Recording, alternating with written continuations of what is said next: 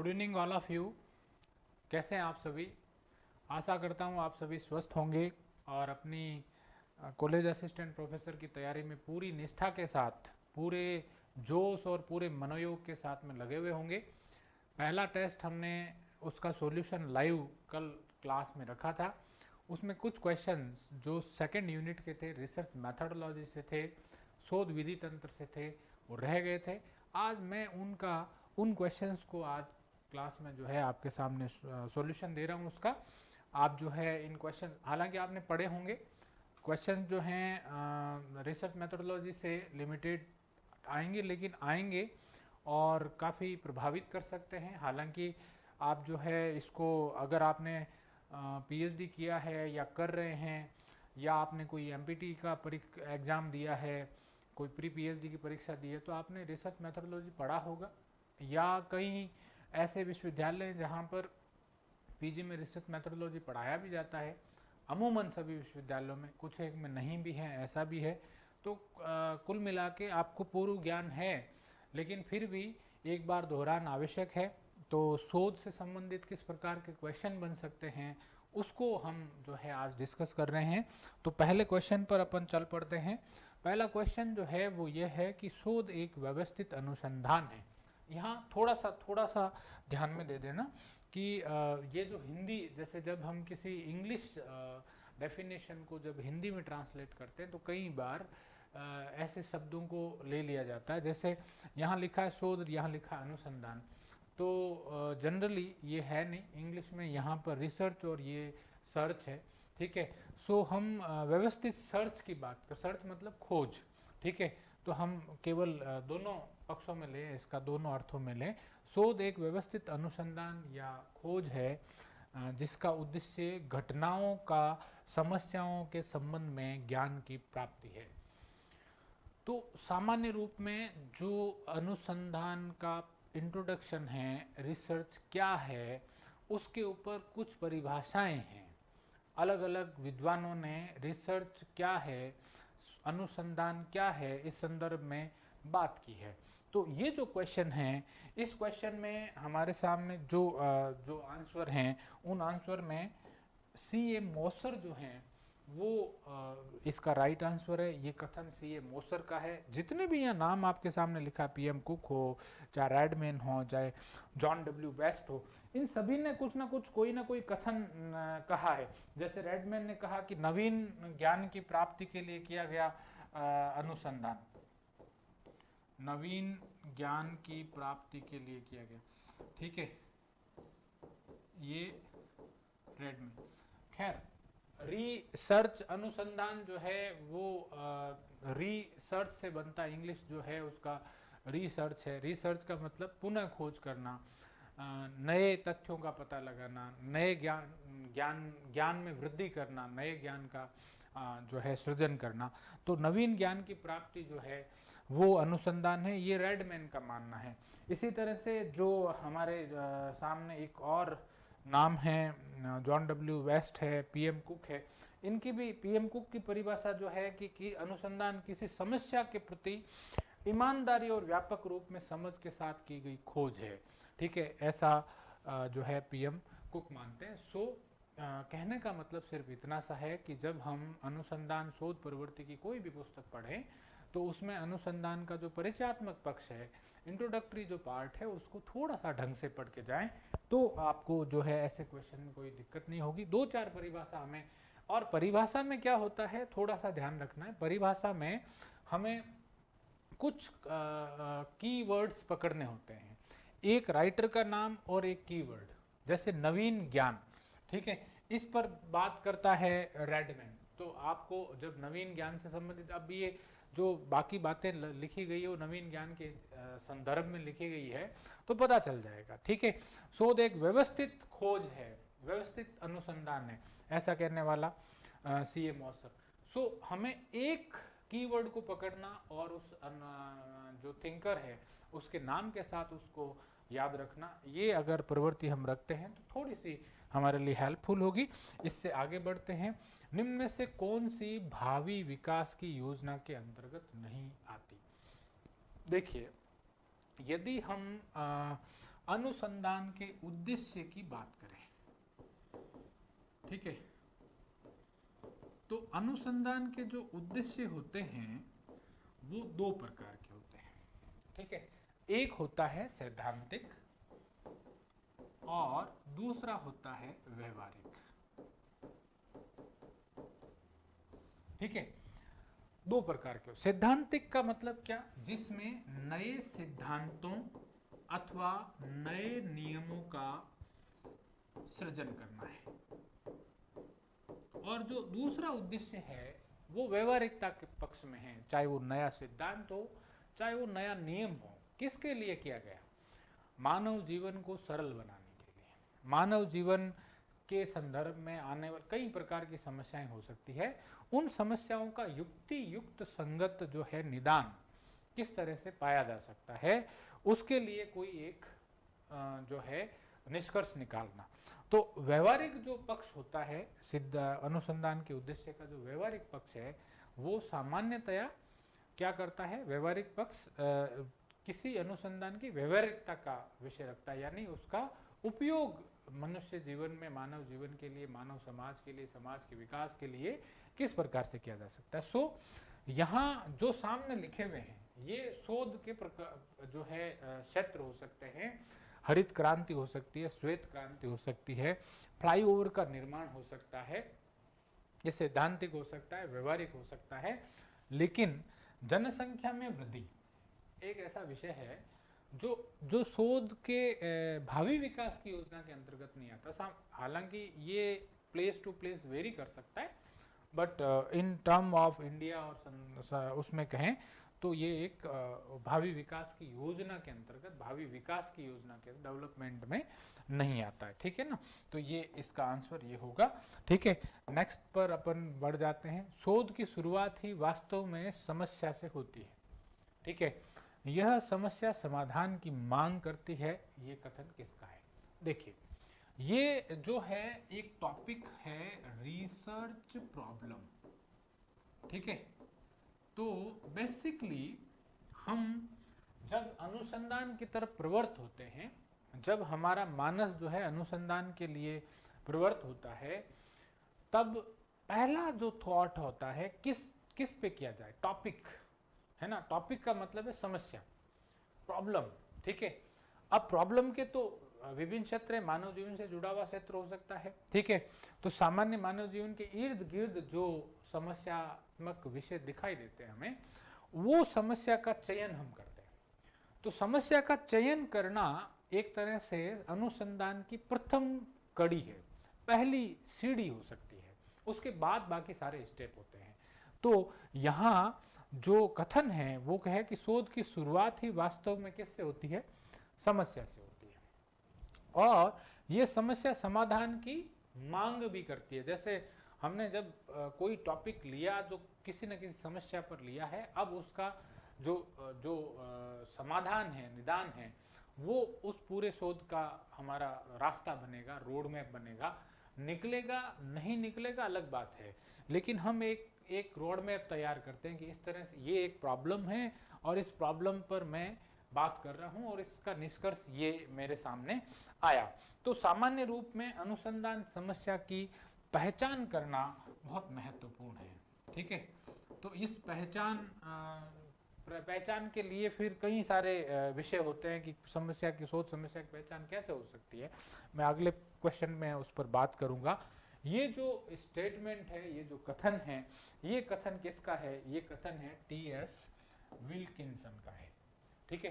T.S.. Wilkinson का है, इसलिए रिसर्च प्रॉब्लम जो टॉपिक है वो पढ़ें। रिसर्च प्रॉब्लम क्या होती है, उसके स्टेप क्या हैं, कैसे चयन हो सकता है, आदि आदि। लेकिन साथ साथ परिभाषा का विषय जो है, इंट्रोडक्शन का जो पार्ट है वो भी पढ़ के जाएं, क्योंकि परिभाषात्मक जो डेफिनेशनल क्वेश्चंस हैं वो भी बन सकते हैं, ध्यान में रखेंगे, ठीक है। चलते हैं आगे। नेक्स्ट जो क्वेश्चन है, अनुसंधान समस्या का प्रमुख स्रोत नहीं है। यहाँ मैंने तभी पहले क्वेश्चन में स्किप कर दिया, मैंने कहा अगले क्वेश्चन में इस पर बात करते हैं। हमें समस्या का एक स्रोत निर्धारित करना पड़ता है, कोई ना कोई तो सोर्स होगा ना, कौन सोर्स बनेगा। समस्या, अनुसंधान समस्या का प्रमुख स्रोत नहीं है। स्रोत कैसे पता चलेगा, जैसे मान लीजिए मुझे रिसर्च करना, अनुसंधान करना है। ठीक है, अब मेरे लिए जो है, मुझे जो है अनुसंधान के लिए जो विषय का चयन है, विषय का मतलब कोई ना कोई समस्या है ना, रिसर्च प्रॉब्लम जो है उसी पर रिसर्च करेंगे हम। तो अब वो रिसर्च प्रॉब्लम जो है मैं कहाँ से प्राप्त करूँगा? ठीक है, उसके कई सारे सोर्सेज होंगे।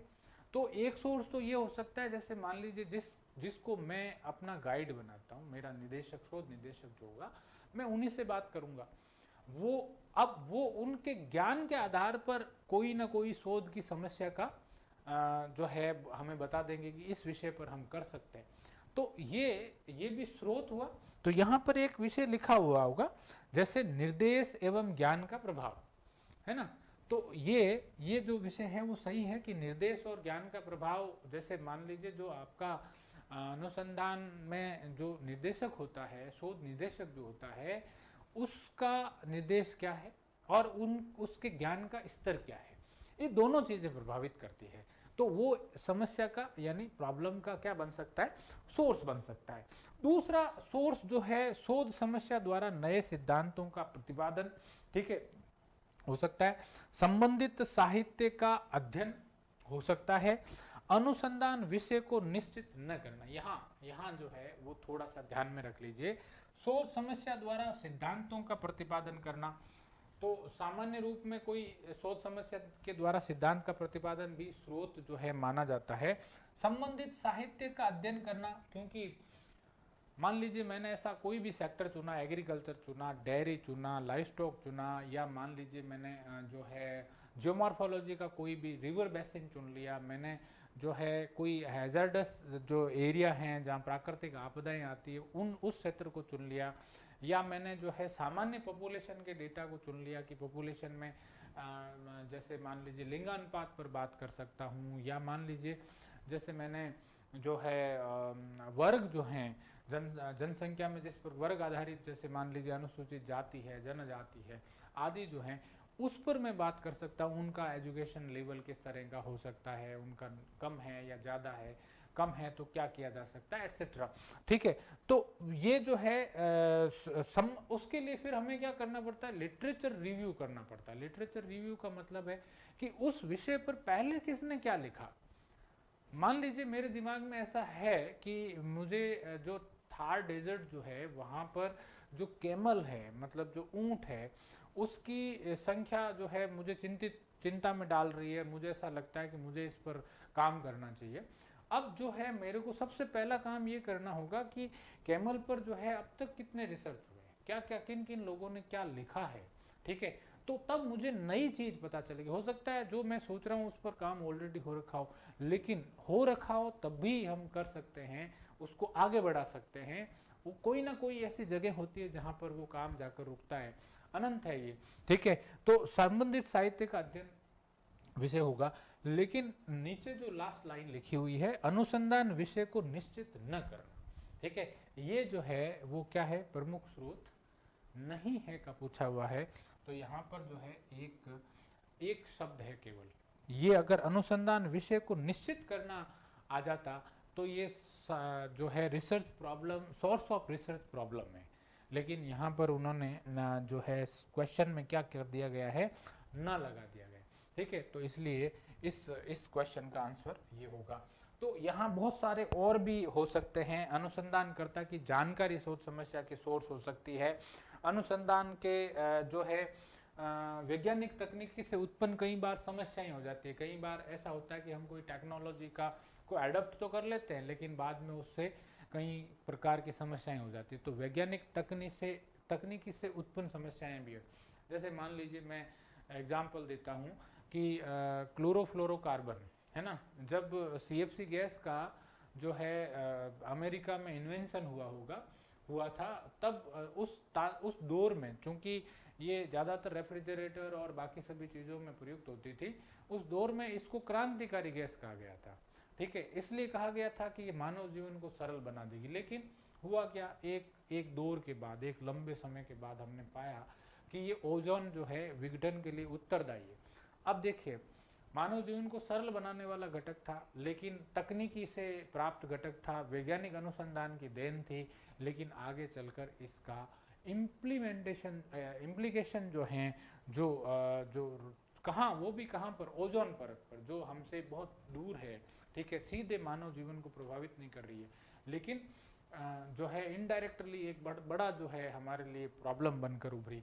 तो ये जो समस्या है, मतलब तकनीकी से भी कई बार कुछ पेचीदगियाँ आ जाती है, उनको आइडेंटिफाई करना और उनके लिए जो है निदान सोचना, समाधान सोचना, ठीक है। तो कुल मिला के इस प्रश्न में ये विषय है। तो यहाँ जो टॉपिक है वो है रिसर्च प्रॉब्लम। तो what is research problem, source of research problem, source of research problem लेने के बाद में आप किस तरह से उस पर स्टेप हैं वो सारे के सारे हमें पता होना चाहिए, तब आप जो है इस प्रश्न को कर सकते हैं, ठीक है। तो यहाँ आपको समझ में आ गया होगा। अगले क्वेश्चन पे बढ़ जाते हैं। निम्न में से कौन सा प्रयोगात्मक शोध प्ररचना का प्रकार है? देखिए, कई बार हिंदी के शब्द बहुत टिपिकल लग सकते हैं, ठीक है। यथासंभव आपको पता है कि ज़्यादातर चूँकि आरपीएससी या कोई भी जो एग्ज़ाम बॉडी है, एग्जामिनेशन करवाने वाली जो भी संस्था है, वो बाइलिंगुअल पेपर देती है। इसलिए अधिकतर क्या होता है कि ये पूरा हिंदी में लिखा आता है, एक तरफ पूरा इंग्लिश में लिखा आता है। तो थोड़ा सा ध्यान में रखें कि जो और पहली लाइन ही ये लिख दी जाती है कि यदि कोई विवाद होता है तो हिंदी की बजाय इंग्लिश को प्राथमिकता दी जाएगी, ठीक है। ये पता नहीं क्या है, लेकिन विडम्बना ही कह सकते हैं, लेकिन ऐसा होता है। तो ऐसे में आप जो है उसका इंग्लिश टर्मिनोलॉजी जरूर पढ़ें। खैर, यहाँ आपको पता भी होगा शोध प्ररचना का अर्थ क्या है। ये है रिसर्च डिजाइन,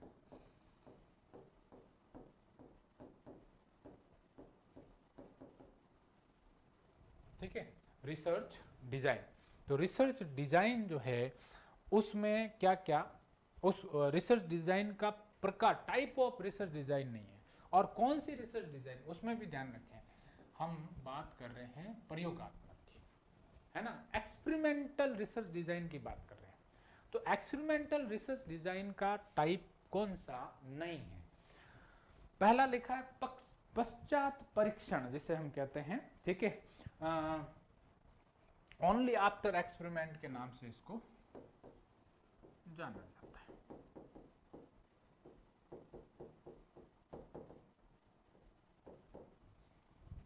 दूसरा है पूर्व पश्चात परीक्षण, ठीक है, जिसे हम कहते हैं बिफोर आफ्टर एक्सपेरिमेंटल, ठीक है। और तीसरा है कार्यांतर तथ्य परीक्षण। कार्यांतर तथ्य परीक्षण को x post fact experiment, x post fact experiment, ठीक है। अब जो ये है, एक्चुअल में कायांतर तथ्य परीक्षण का पूर्व कायांतरण नहीं होता है, ठीक है ना। तो यहाँ राइट ऑप्शन ये है, पूर्व कायांतरण तथ्य परीक्षण नहीं होता है, ठीक है। अब बात आती है इनमें इनमें क्या क्या विषय है, ठीक है। तो सामान्य रूप में क्या होता है कि हम जब रिसर्च डिजाइन की जब बात करते हैं, ओनली आफ्टर परीक्षा एक्सपेरिमेंट की बात करें, या बिफोर आफ्टर एक्सपेरिमेंट की बात करें, या एक्स पोस्ट फैक्ट एक्सपेरिमेंट की बात करें, मान लीजिए जैसे ये पश्चात परीक्षण है। तो पश्चात परीक्षण क्या है, मान लीजिए दो ग्रुप लिए हमने, दो ग्रुप लेकर एक को हमने ऑब्जर्वेशन में रखा, उनको एक ट्रेनिंग दी, और दूसरे को हमने जो है बिना ट्रेनिंग के रखा। तो ऐसे में क्या है, मान लीजिए किसी कार्य के लिए ट्रेनिंग दी, अब हमने दोनों ग्रुप को वापस काम पे लगाया, तो ऐसे में जिसको ट्रेनिंग दी थी वो अच्छे से उस काम को संपादित करेगा, ठीक है। तो ये जो है ये पश्चात परीक्षण है। जब हम पहले जो है क्या कर देते हैं, पहले हम कोई एक ऑब्जर्वेशन लेते हैं, एक्सपेरिमेंट करते हैं, और देन जो है उसका परीक्षण करते हैं, ठीक है।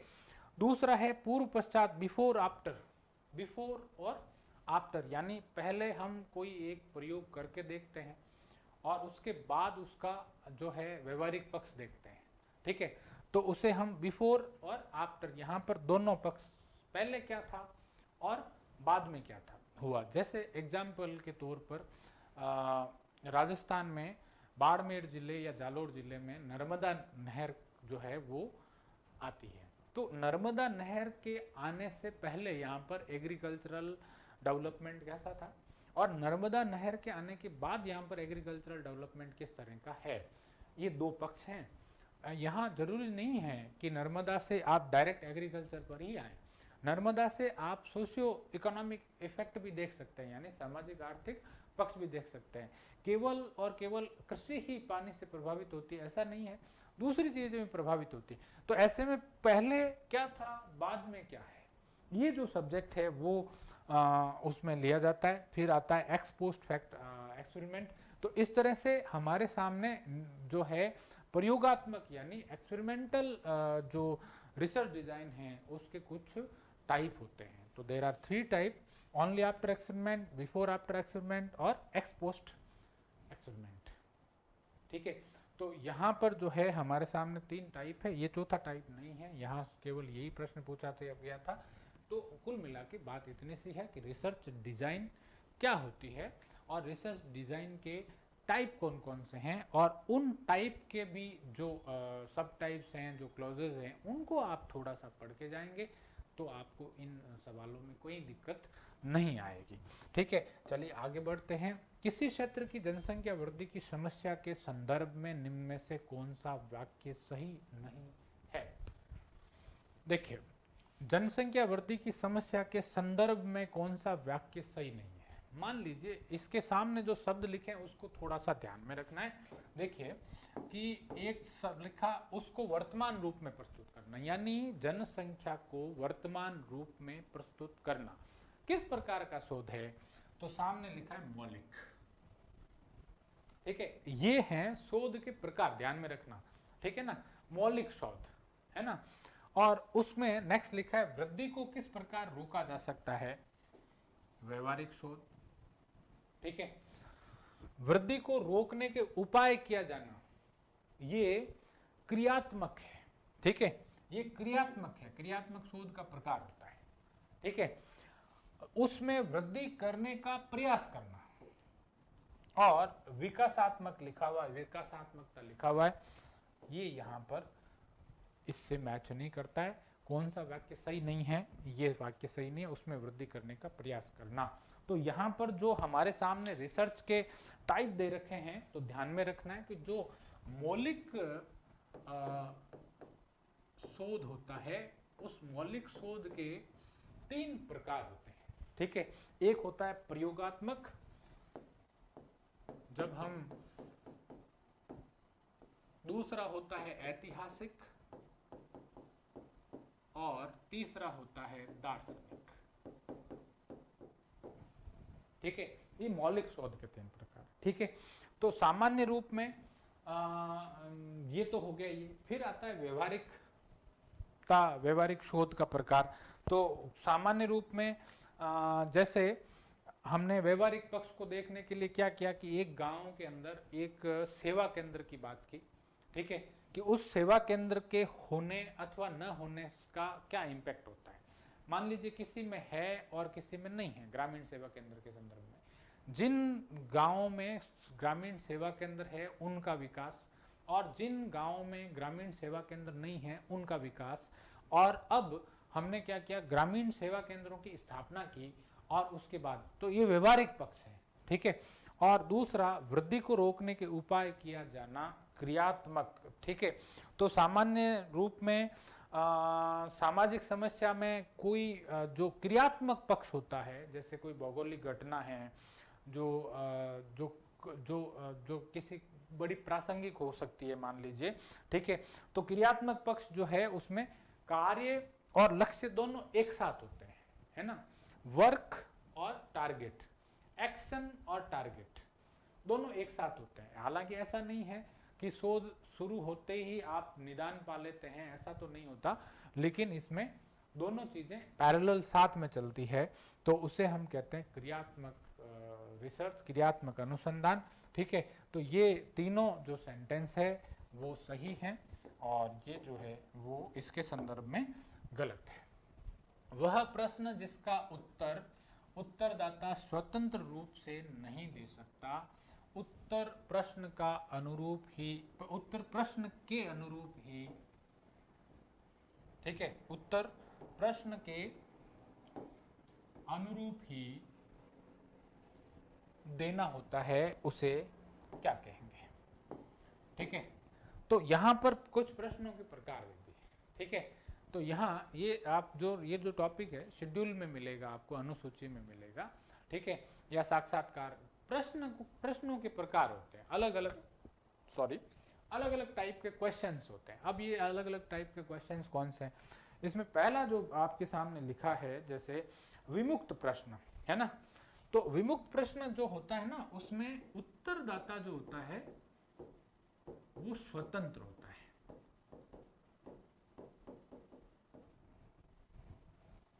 आपने कोई प्रश्न किया, उत्तरदाता जो है, जो आंसर देने वाला है वो फ्री है, वो कोई भी बात रख सकता है, जरूर नहीं है। वो कई बार ऐसा होता है ना कि हम जो है क्लास में ऐसा पूछ लेंगे, बताइए भाई आप जो है रेड जेल का जो है भूगोल के विकास में क्या योगदान था, तो अब वो रेड जेल को तो एक शब्द लेगा और इधर उधर की सारी बातें जो है बता देगा। ठीक है, तो वो स्वतंत्र रूप से जो बोलता जाएगा, कोई डिस्क्रिप्शन दे देगा लंबा चौड़ा। ठीक है, तो ये उत्तरदाता जो है इसमें स्वतंत्र होता है। कई बार एनालिटिकल टाइप के जो क्वेश्चंस होते हैं, जहाँ विश्लेषण की बात आती है। ठीक है, मान लीजिए आपको ये कह दिया कि भाई समाज पर सोशल मीडिया का क्या इफेक्ट है, तो अब ऐसा क्वेश्चन है कि जिस पर उत्तरदाता की स्वतंत्रता ही है, तो ऐसे में वो विमुक्त प्रश्न है। ठीक है, ठीक इसी तरह से कुछ ऐसे क्वेश्चन होते हैं जो प्रतिबंधित होते हैं। अब प्रतिबंधित जो है वो क्या है, जिसमें जो है सामान्य रूप में ऐसा दे दिया कि जैसे मान लीजिए उत्तरदाता स्वतंत्र रूप से नहीं दे सकता। हाँ, जो इसका आंसर है वो यही है, प्रतिबंधित पत्र, जिसमें क्या होता है कि उत्तरदाता जो है वो स्वतंत्र रूप से उत्तर नहीं दे सकता, उत्तर प्रश्न के अनुरूप ही देना होता है। ये प्रश्न जो है वो क्या कहलाता है, प्रतिबंधित कहलाता है। अब बात है संयोजित प्रश्न। संयोजित प्रश्न में क्या होता है कि हम उत्तरों का क्रम लिख देते हैं।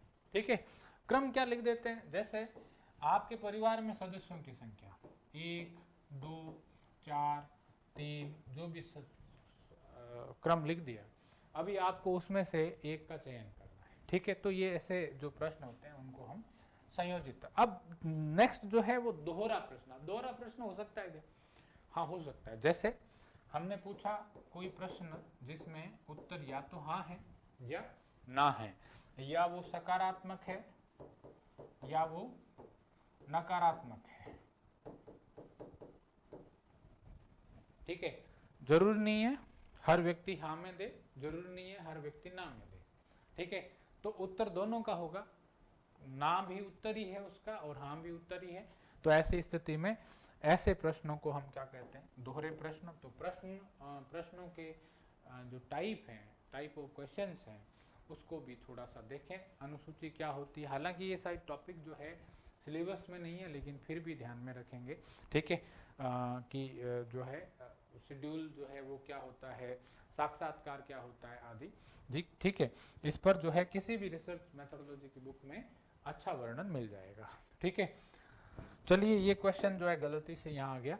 ठीक है, अगला जो क्वेश्चन है आपका जो निम्न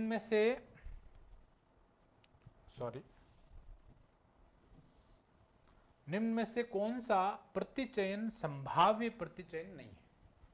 संभाव्य प्रतिचयन, देखिए यहाँ सबसे पहले हम ये बात करें कि प्रतिचयन क्या है। ठीक है, प्रतिचयन क्या है, इसे हम अंग्रेजी में कहते हैं सैंपलिंग।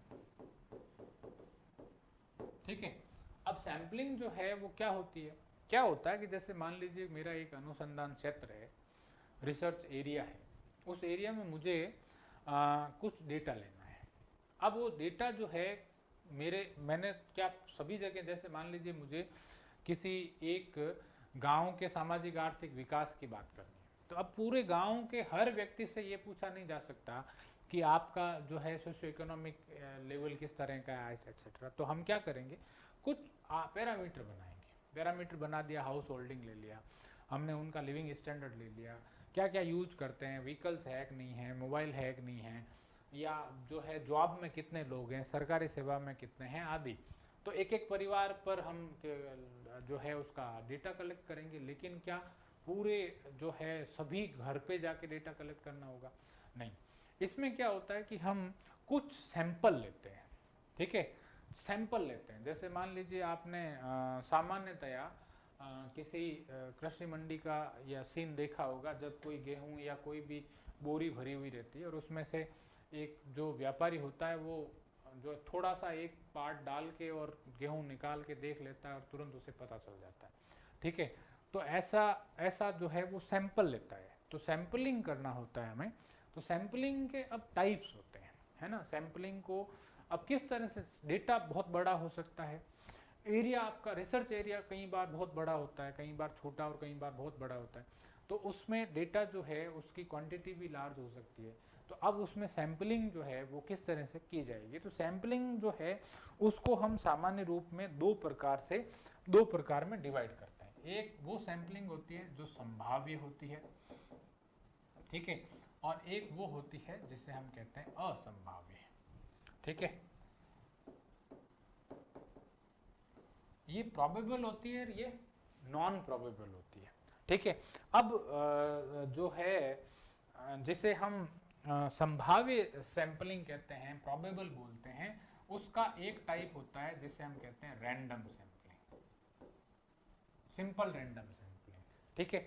दूसरा प्रकार, अब सिंपल रैंडम सैंपलिंग के लिए कई सारे जो है जिसे यादृच्छिक प्रतिचयन कहते हैं, यादृच्छिक, ध्यान में रखना है शब्द, ठीक है। तो यादृच्छिक प्रतिचयन या साधारण संभाव्य प्रतिचयन क्या होता है? तो साधारण संभाव्य प्रतिचयन या यादृच्छिक प्रतिचयन में रैंडम में क्या करते हैं, रैंडम कैसे ले सकते हैं? रैंडम के लिए कुछ ना कुछ कोई उपक्रम हो सकता है। मान लीजिए 50 यहाँ पर आपके सामने कोई मॉडल्स पड़े हैं, उसमें से आपको उठाना है, तो आपको कह दिया जाए कि आप कोई भी ले लीजिए, दैट इज रैंडम, ठीक है। यादृच्छिक का मतलब होता है यत इच्छा पूर्वक, जो मैंने सोचा ले लिया, ठीक है। अब इसमें कई सारे तरीके काम में लिए जा सकते हैं। जैसे मान लीजिए कि 10 लोग हैं और 10 में से 2 व्यक्तियों को कोई कुछ दिया जाना है, ठीक है। तो हम क्या करते हैं कि उसमें लॉटरी निकाल देते हैं, ठीक है, कि किन 2 व्यक्ति के जिनके आएगा उनका। तो ये एक तरीका है सैंपलिंग का, ठीक है, जिसे हम कहते हैं लॉटरी। ठीक इसी तरह से कई बार हम क्या करते हैं, निश्चित क्रम दे देते हैं, ठीक है, कि किस किस जो भी हमारे जो डेटा है उसकी एक सीक्वेंस बना देंगे, ठीक है, निश्चित क्रम। ये सभी विधियां डिटेल्ड में लिखी हुई है, ध्यान में रखना है, थोड़ा सा आप पढ़ेंगे तो मिल जाएगा आपको निश्चित क्रम। ठीक इसी तरह से एक संभाव्य संख्या विधि होती है।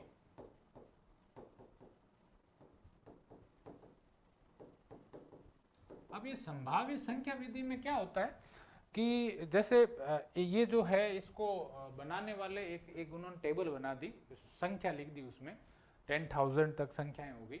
अब उन संख्याओं की जो संख्या जो होती है, उन संख्या में क्या ये संख्या का निर्धारण करने वाले टेबल सूची बनाने वाले थे टिपेट। अगला क्वेश्चन उसी पर है, उस पर मैं बात करूंगा। तो संभाव्य संख्या विधि में हमने एक टेबल दे रखी होती है। तो मान लीजिए कि मेरे पास में जो है 3,000 घरों का कोई सैंपल है, ठीक है। तो अब 3,000 घरों के सैंपल में 3,000 का क्रम मैंने निर्धारित कर दिया। अब 3,000 में से मुझे 10 ही लेने हैं। तो प्रारंभ के 10 देखूंगा। प्रारंभ के 10 में क्या करेंगे कि जो संख्या टेबल में प्रारंभ में लिखी हुई है और वो 3,000 से कम की होनी चाहिए। टेबल को ऊपर से नीचे तक पढ़ते जाइए और जो भी 3,000 से कम की संख्या पहली 10 आती है उनको सेलेक्ट कर लीजिए, यानी नंबर जो होगा वो सेलेक्ट हो जाएगा, ठीक है। ये संभाव्य संख्या विधि का पक्ष है। दूसरा एक इसमें और तरीका होता है पासा फेंकना, डाइस थ्रो बोलते हैं इसको, ठीक है। ठीक इसी तरह से एक घूर्णी पटल होता है, उसको एकदम जो है घुमा देते हैं, घुमा के छोड़ देते हैं। जैसे आपने व्हील देखा होगा, ठीक है, व्हील को घुमा दिया और उस पर कोई नंबर आया, ठीक है। तो घूर्णी पटल भी बोलते हैं और भी नाम जो है इसका चक्का घुमाना भी बोलते हैं, व्हील उसको बोलते हैं। तो कुल मिला के रैंडम सैंपलिंग में ये सारे मेथड हैं, ठीक है। फिर आ जाता है असंभाव्य, नॉन। अब उसमें क्या होता है कि उसमें 2 प्रकार के होते हैं, या तो हम क्या करें आकस्मिक कर लें, एक्सीडेंटल, जो हमें मिला, ठीक है। दूसरा सोदिश्य, ये ध्यान रखना है, ये शब्द आ जाता है सोदिश्य प्रतिचयन, आकस्मिक प्रतिचयन, लॉटरी प्रतिचयन, निश्चित क्रम प्रतिचयन आदि। ठीक है। तो जो प्रपजीव होता है, प्रपजीव में हम पहले से उद्देश्य बना लेते हैं, हमारा पर्पज तय कर लेते हैं कि ये डेटा हमारे पास होना चाहिए। ठीक है। तो स्वदेशी प्रतिचयन कहलाता है वो। तो अब आपके सामने वापस क्वेश्चन आ जाता है कि कौन सा प्रतिचयन संभाव्य प्रतिचयन है। ठीक है। तो संभाव्य प्रतिचयन में देखिए, साधारण अनियमित, जिसे हम रैंडम, सिंपल रैंडम बोलते हैं, वो साधारण अनियमित होता है, ये प्रतिचयन का प्रकार है। ठीक है। स्तरित संभाव्य, ठीक है।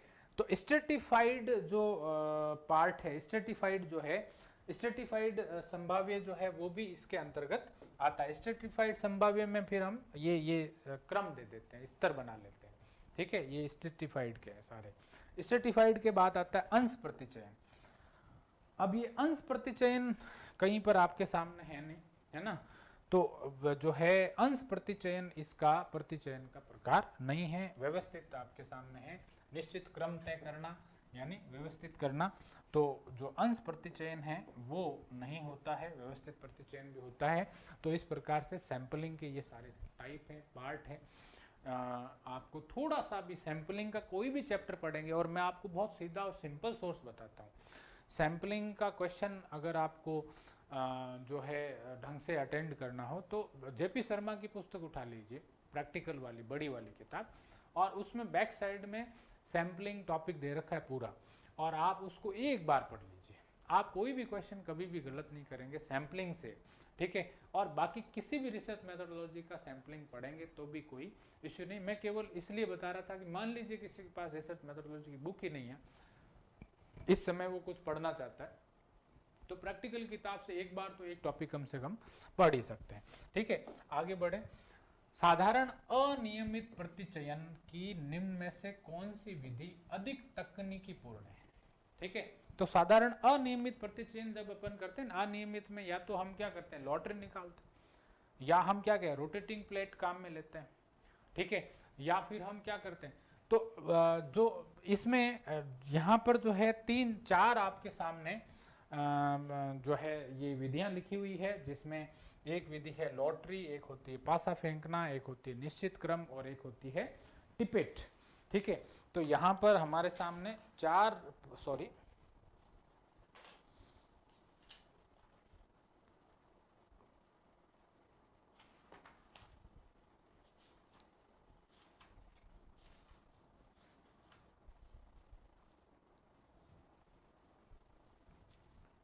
ठीक है। तो यहाँ पर जो है अधिक तकनीकी पूर्ण कौन सी है, जो टिपेट की है। टिपेट जो है वो क्या करता है कि एक सूची बना देता है, टेबल बना देता है, पूरी संख्याओं की टेबल होती है सारी। मैंने जैसा अभी एक एग्जांपल दिया था कि मान लीजिए 3000 का एक हमारे सामने कोई डेटा है, और उसमें मुझे 10 सैंपल लेने हैं। तो 10 सैंपल कैसे लूँगा, तो 10 क्रम हमें देखने होते हैं। तो पहले 10 जो 3000 से कम संख्या होगी उसको हम चयन कर लेंगे। ये जो विधि है वो अधिक तकनीकी पूर्ण है साधारण अनियमित प्रतिचयन में। तो यहाँ जो है ये कुछ क्वेश्चन थे जो रिसर्च मेथोडोलॉजी के हैं, उस पर मैं और क्वेश्चन दूंगा आपके उसमें ऐप पे मिल जाएंगे आपको, जो है आप जो है उसको देख सकते हैं। तो पहला और दूसरा दोनों पार्ट आज हम पूरा कर चुके हैं। ये वीडियो जो है यदि आपको अच्छा लगा है, आपने देखा है, आपको जो है कुछ बातें जो है इम्पोर्टेंट लगी हो, ज्ञानपूर्ण लगी हो, नई जानकारी आपको मिली हो, ना भी मिली हो, तो भी मैं आपसे एक बार आग्रह कर लेता हूँ कि आप इस वीडियो को भी शेयर करें, अपने मित्रों से सब्सक्राइब करने के लिए भी कहें, और हमारे जो एजुटेक का, ज्योग्राफी एजुटेक का जो ऐप बना हुआ है उस पर भी आएँ। ठीक है। तो ऐप जो है प्ले स्टोर पर आप जाके डाउनलोड कर सकते हैं, और आपको प्ले स्टोर पर टाइप करना है ज्योग्राफी एजुटेक। ठीक है। डाउनलोड कीजिए, और उसी प्लेटफॉर्म पर और इस प्लेटफॉर्म पर, दोनों पर हम लगातार मिलते रहेंगे। शुभ रात्रि, धन्यवाद।